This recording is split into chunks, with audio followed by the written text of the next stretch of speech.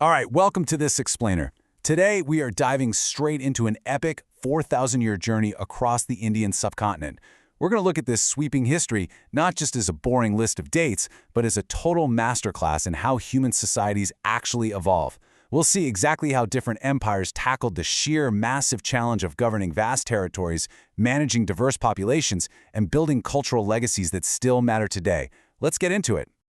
Here is our massive historical roadmap for today. Section 1, Dawn of the Indus. Section 2, the Vedic Foundations. Section 3, the Mauryan Empire. Section 4, Gupta, the Golden Age. Section 5, Sultanate to Mughal governance. And finally, Section 6, Mughal architectural marvels. Starting right off with Section 1, Dawn of the Indus, the mysterious master planners. To really get our bearings, take a look at this timeline. It perfectly illustrates the sweeping scope of our journey, starting all the way back in 3300 BC with the Indus Valley in the Bronze Age. We'll be moving chronologically through this, watching how each one of these monumental eras literally lays the foundation for the next, ending up at the absolute height of the Mughal Empire in the 16th and 17th centuries.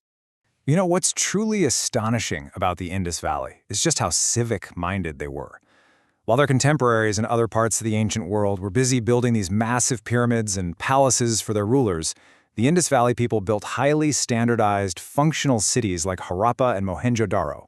They prioritized public health. They laid their streets out on a perfect grid, engineered sophisticated covered sewers, and made sure houses had clean water. Honestly, these are amenities that parts of Europe wouldn't see until centuries later.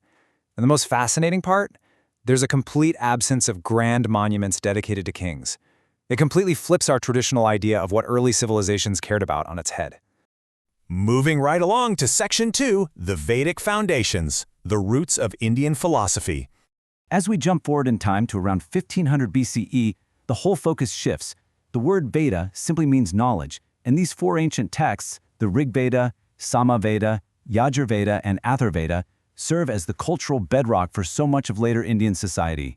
But here's the crazy part. Because widespread writing wasn't a thing yet, this incredibly vast corpus of knowledge, detailing everything from hymns for nature gods to complex daily customs, was transmitted entirely by word of mouth. Think about that for a second. Millions of words perfectly memorized and passed down flawlessly across generations, without a single drop of ink. It's just mind-blowing. Now check out the stark contrast unfolding on this slide. On the left, you've got the early Vedic period, flexible, nature-worshipping, semi-nomadic tribes. But on the right, as these groups moved eastward into the Ganga Plains, they transformed into a settled, agricultural, and socially rigid society. With that settlement came a lot of complexity. Those early flexible social roles hardened into the rigid Varna system. However, this stability also sparked some of the most profound philosophical inquiry in human history. This is the era of the Upanishads, which introduced enduring, massive concepts like karma, rebirth, and moksha. Which brings us to Section 3, the Mauryan Empire, the first pan-Indian paramountcy. Let's move to 324 BCE. We're going to see how these evolving agricultural societies were suddenly scooped up and united. Backed by a vast army and immense wealth, the founder of this dynasty, Chandragupta Maurya, just exploded his borders all the way to Afghanistan and the Deccan. He even defeated Alexander the Great's successors, like the Greek general Seleucus Nicator, establishing an unprecedented pan-Indian empire. He actually pulled off the ancient ideal of Chakravarti, meaning universal rulership. But the Mauryan legacy is so much more than just military conquest. It's a radical pivot in how to govern. After seeing the horrifying human cost of conquering the Kalinga kingdom, Chandragupta's grandson, Emperor Ashoka, underwent this profound personal transformation. He converted to Buddhism and swapped out military conquest for Dharma Vijaya, righteous conquest. Ashoka essentially used brilliantly engineered stone pillars and natural rock edicts as a massive, subcontinent-wide billboard campaign to preach his peaceful policy of Dhamma, emphasizing nonviolence and social accommodation. It was a complete game-changer. And that brings up a really provocative question, one historians love to debate. What actually makes an era a golden age? Does it require constant military expansion and an iron grip, or is it defined by peace, art, and intellectual synthesis?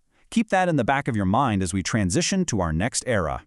Section 4, Gupta, the Golden Age, prosperity, science, and synthesis. So for the Gupta Empire, starting around 320 CE, The answer to that golden age question was absolutely a harmonious blend of political stability and intense cultural booming.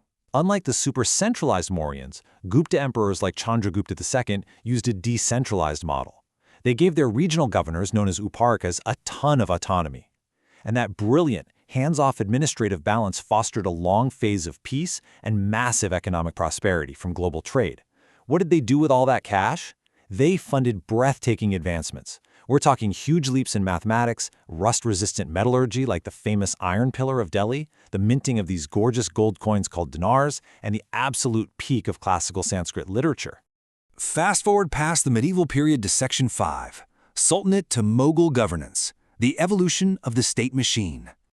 Arriving in 1526, we witness a really dramatic shift in statecraft. Look at the sheer contrast here between the older, fragmented Ikta system of the Delhi Sultanate and Emperor Akbar's incredibly sophisticated Mansabdari system. Under the Sultanate, nobles were given land and, frankly, often grew dangerously independent. But the Mughals? They engineered their state for pure durability. They instituted absolute centralized control under the Padshah, the emperor. Every single officer was strictly graded by a numerical rank, and their land revenue assignments, called jagirs, were constantly being transferred. Basically, you can't build a rebel army if you keep getting moved around, right? To run a machine that's centralized, Akbar didn't just rely on force, he relied on a massive bureaucracy. He set up this robust four-department central government. Look at how clear these boundaries are. You've got the Diwan handling the money, the Mir Bakshi strictly for the military and intelligence, the Mir Saman running the imperial household, and the Sadr for religious and judicial affairs. This level of specialization guaranteed maximum efficiency at the imperial center. And that absolute genius for checks and balances extended right out into the provinces, or subas, by explicitly separating the provincial military commander, the subudar, from the provincial money manager, the Diwan. They created this perfect structural failsafe. Because the Diwan reported directly back to the central government, no single governor could quietly siphon off funds to bankroll a rebellion against the emperor. It is literally a masterclass in administrative design. Which leads us to our final stop, Section 6, Mughal Architectural Marvels, the synthesis of stone and spirit. All of that administrative stability and massive tax revenue eventually culminated in some of the most awe-inspiring architecture the world has ever seen. The sheer scale of Mughal opulence under rulers like Shah Jahan is almost hard to wrap your head around. Take a look at this quote describing the staggering wealth of the Peacock Throne inside the massive Red Fort in Delhi. And keep in mind, $5 million back then translates to a multi-billion-dollar sum today. That wasn't just to look pretty. It was a massive, deliberate flex, a projection of the Padshah's absolute, unshakable authority and the boundless resources of the state.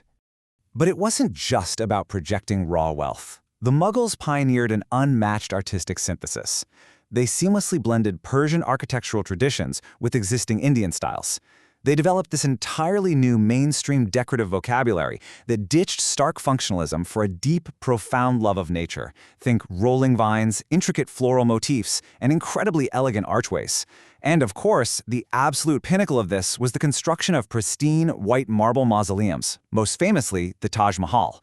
It remains the ultimate physical symbol of this era's cultural fusion.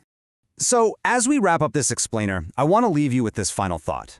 We've journeyed from the hyper-functional, utilitarian brick sewers of the Indus Valley to the profound philosophical depths of the Vedas.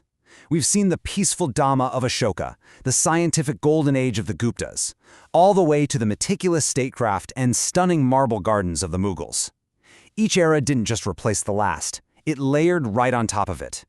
How do these incredibly diverse legacies of ancient urban planning, philosophy, and brilliant administration continue to echo today? How did they eventually pave the way for the Indian independence movement and the birth of the modern Republic of India? It is a truly massive, fascinating question to ponder. Thank you so much for joining me today. Keep learning, keep questioning, and I'll catch you in the next explainer.